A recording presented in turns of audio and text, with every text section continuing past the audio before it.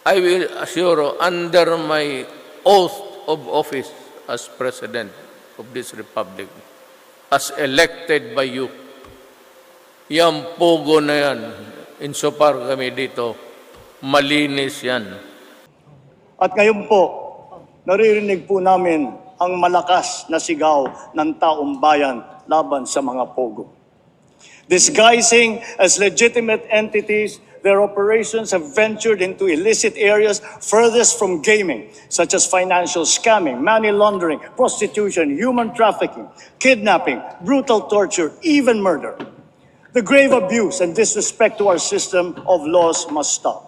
Kailangan nang itigil ang panggulo nito sa ating lipunan at paglalapastangan sa ating bansa.